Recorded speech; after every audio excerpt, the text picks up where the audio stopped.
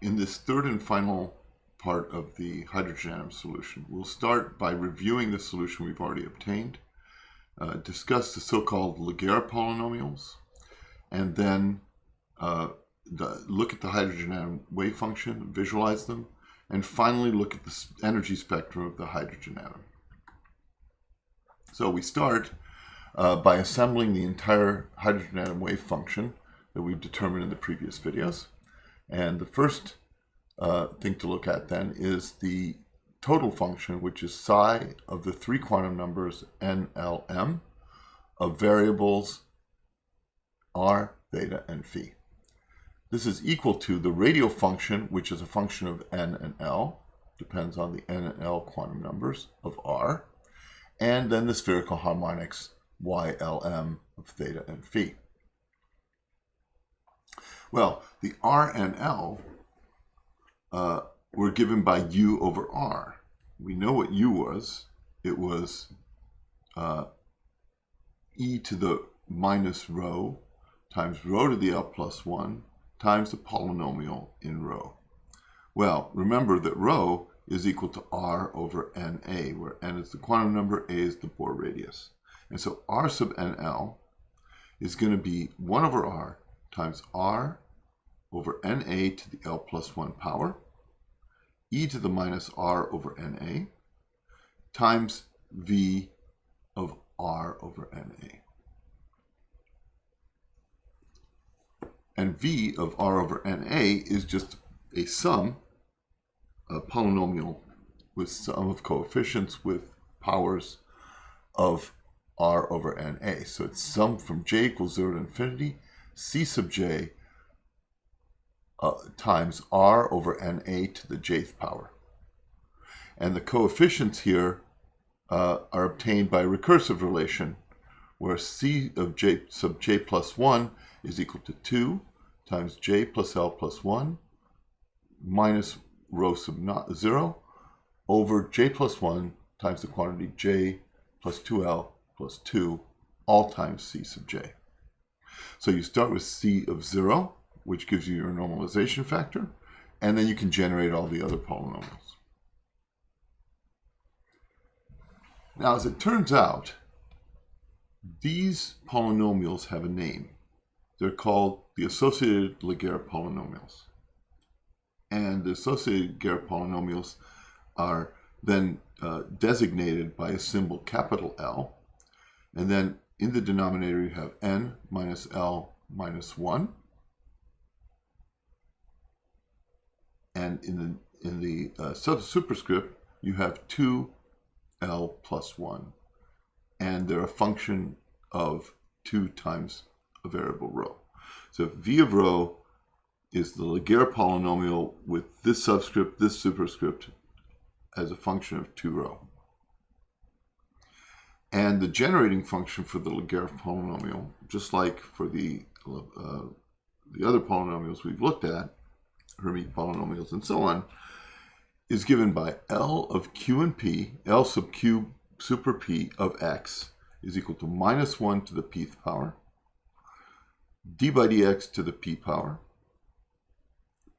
L sub p plus q of x. Whereas you might imagine L sub p plus q of x is a Laguerre polynomial, whereas these are the associated Laguerre polynomials.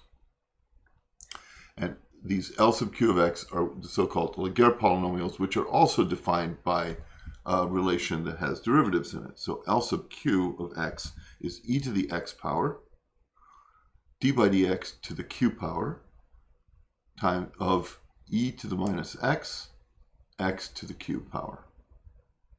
So you can generate all the functions r and l by making a Laguerre polynomial and the associated Laguerre polynomial of the function r over 2na times 2. So if we can now inspect what these Laguerre polynomials look like.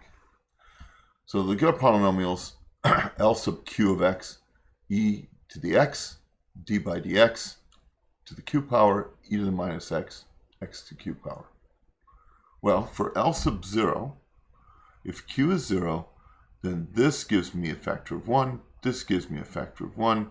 I then have e to the x times e to the minus x, which is just 1. For L is equal to 1, I have to take the first derivative of x times e to the minus x. If I take that derivative, I get two terms. One term is e to the minus x. The other term is minus x times e to the minus x. The e to the minus x is canceled by the e to the x, and I get minus x plus 1 left over. Similarly, when I look at the next term, I get L sub 2 is x squared minus 4x plus 2. L sub 3 is minus 1/6 x cubed plus 3 halves x squared minus 3x plus 1, and so on. L to the fourth is a fourth order polynomial. 1/24 times x to the fourth plus 2/3 x cubed plus 3x squared plus 4x plus 1. Now, notice that these are polynomials that are not just odd or even, but they contain both odd and even powers. The associated Laguerre polynomials now, you have to take the L sub q, and then depending on the values p and q, you can generate them with this function. So let's imagine that we start with L sub 0 here. So that means L sub 0 means that p plus q is 0. And so p and q are both 0. That's one possibility. And so you start with L sub 0, and you get L sub 0 is just 1. This gives you 1. This gives you 1. And L sub 0, 0 is 1. Sub 0 super 0 is 1. The associated Laguerre polynomial L0 super 1 means that you have q is 0 and p is 1.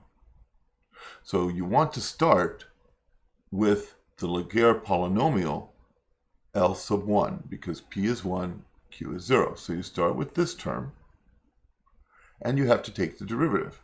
And you take the first derivative with respect to p, the first derivative with respect to x, you get, this term goes to 0, you get a minus sign. You then have a minus 1 to the first power, that gives you another minus sign, minus 1, and you're left with 1. If you now go to the associated Laguerre polynomial where you have 0 and 2, that means q is 0 and p is 2. So that means that you have to start with the L sub 2 Laguerre polynomial. Well, the L sub 2 Laguerre polynomial is a second order polynomial, x squared minus 4x plus 2. I now have to take the second derivative of that because p is equal to 2. And so these two terms go away, and I'm left with 2.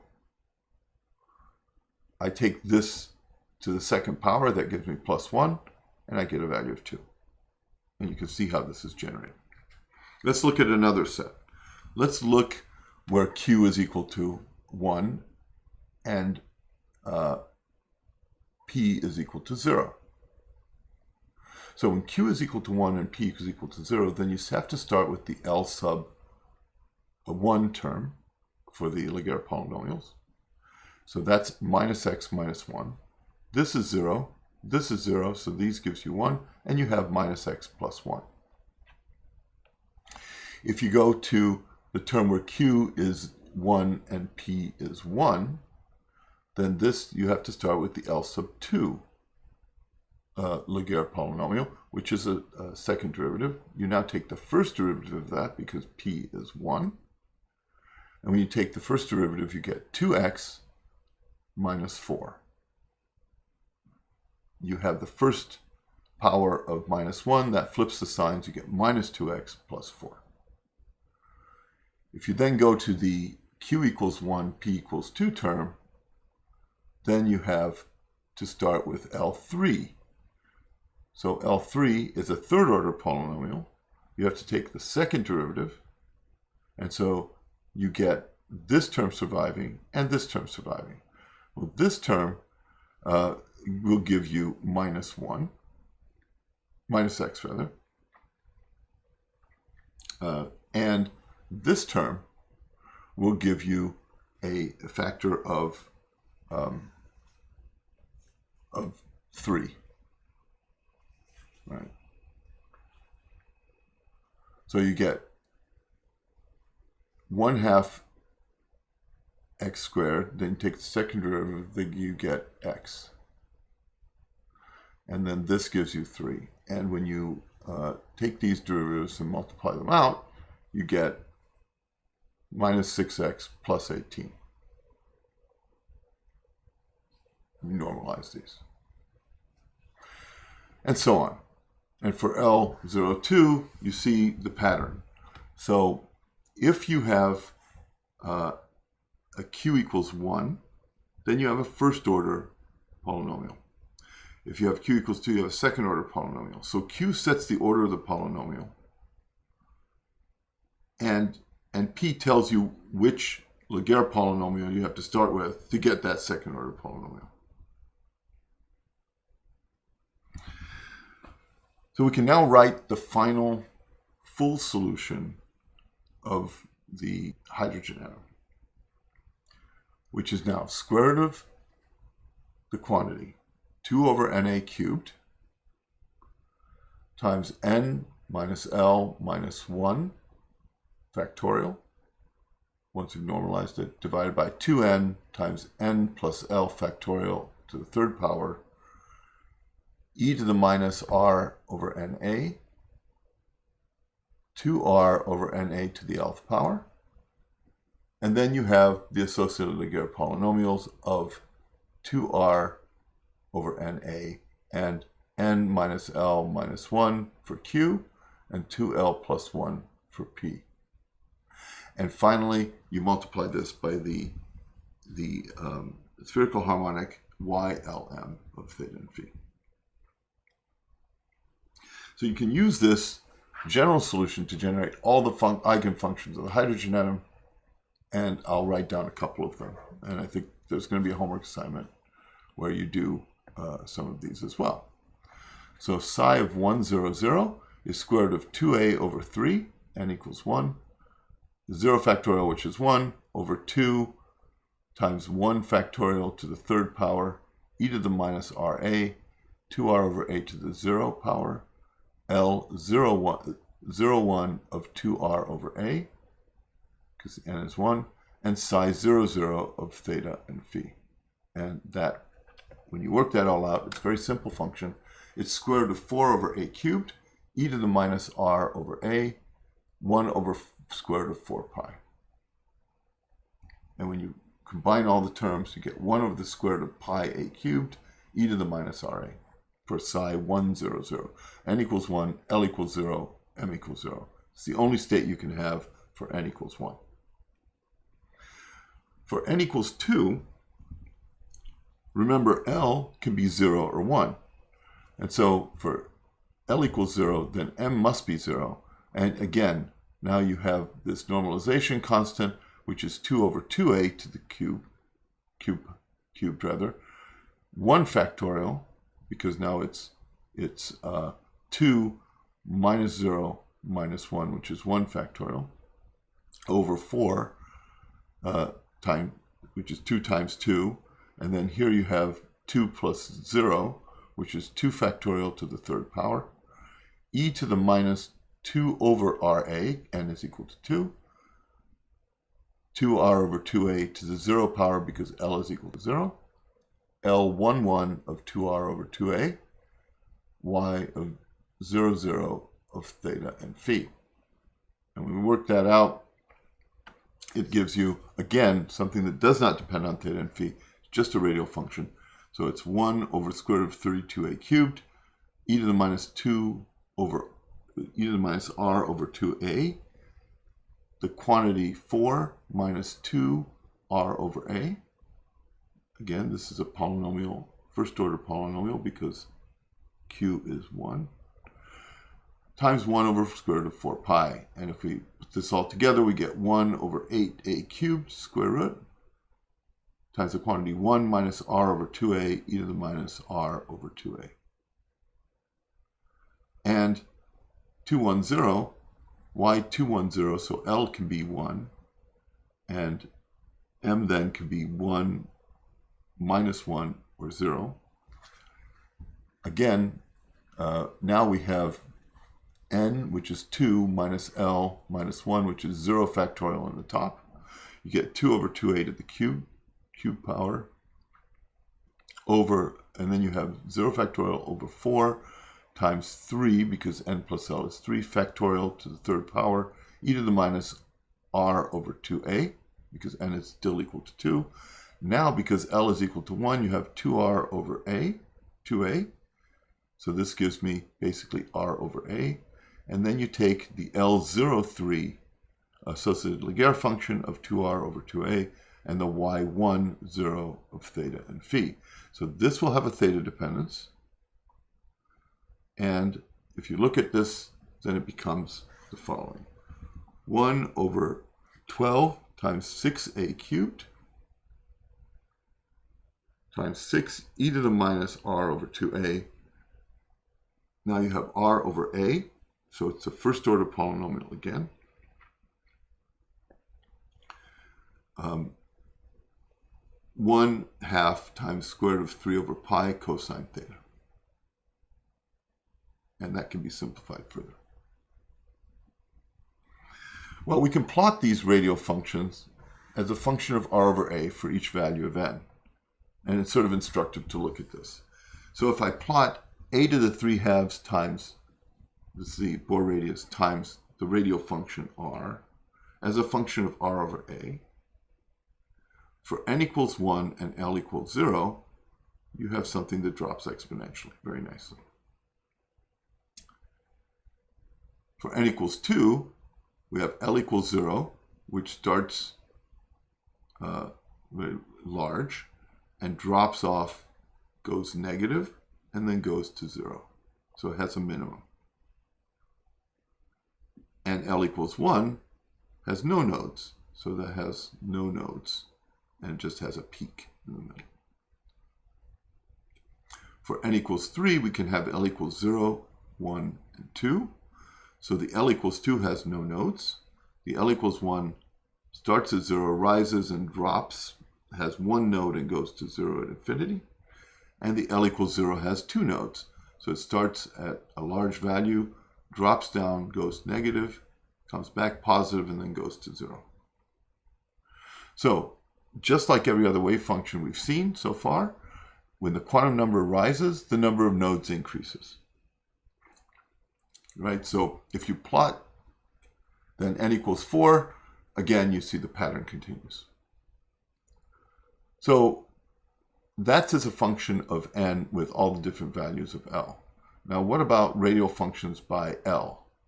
So if we look at L equals 0, we can have n equals 1, 2, 3, 4, and so on. And you can see, again, the same pattern. That is, as when n equals 1, there's no nodes. N equals 2, there's 1 node. N equals 3, there's 2 nodes for the L equals 0 term.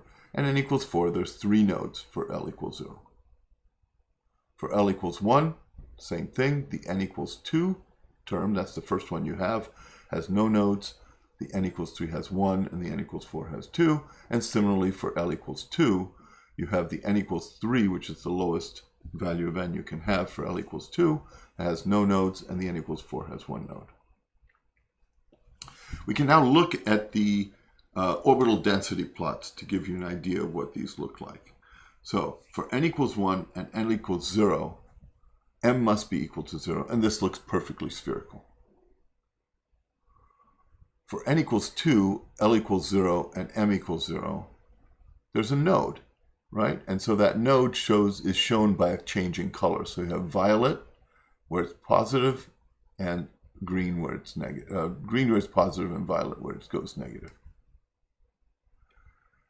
For n equals 2 and L equals 1 and m equals 0, you have a different distribution. Now you have L equals 1, that means it's no longer spherical. It has a cosine behavior, and so you can see that cosine behavior goes to 0 at some value of theta.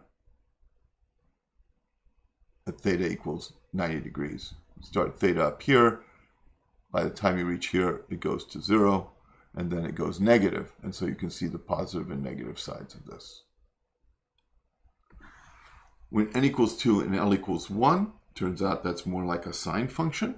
And so it's going to go to 0 in this, where you're rotating. Well, this is m equals 1 and L equals 0. And you can sort of see the patterns. When n equals 3, L equals 0, and m equals 0, you have two nodes, and it switches signs twice. And again, you have an increase in nodes with the same general shape, but you now have multiple nodes in the radial direction, as well as nodes in the angular direction, theta. Similarly, L equals 1 looks like a sine of theta, so it tends to have a node at theta equals 0, and then maximum value at theta equals 90 degrees, or pi over 2. And you have an additional node in the radial direction. And so on. L equals 2 is a little bit more complicated because remember, L equals 2 is now going to be a polynomial in cosine theta and sine theta. And for n equals 3, you can have L equals 2 and m equals 1. And you have n equals 3, L equals 2, and m equals 2. And you can see the increase. Again, n equals 3 has two nodes in the radial direction, turns out. For n equals 4, L equals 0 and m equals 0, you have three nodes in the radial direction. It's spherical for L equals 0 and m equals 0. And this has this cosine behavior again, but it has three nodes. And this has the sine behavior, and it has three nodes radially. And this is much more complicated because it's a mixture of sines and cosines, and it has nodes, three nodes in the radial direction again. And finally, we can add an m equals 1 that complicates things a little bit more. M equals 2, and for L equals 3, you see again, you increase the number of nodes along theta, and you increase for n equals 4, you always have the same number of nodes in the radial function. So let's take a look at the energy of the hydrogen state.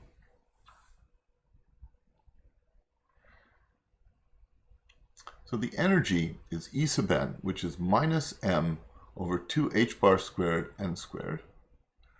And then you have E squared over 4 pi epsilon naught quantity squared. That's the energy of the hydrogen state. This, if you recall, is minus 13.6 eV divided by n squared. So we can draw these. The first lowest state is n equals 1, and we have n over here. So that lowest state has minus 13.6 eV. The next state up, the n equals 2 state, and remember the energies only depend on n for this simple model of the hydrogen atom, is up at minus 3.4 eV. The n equals 3 is 9 times smaller than 13.6, so it's just around a little bit over 1.5, and then it goes up closer and closer to 0. It never reaches 0 because this will never reach exactly 0. You have an infinite number of states available before it reaches above 0.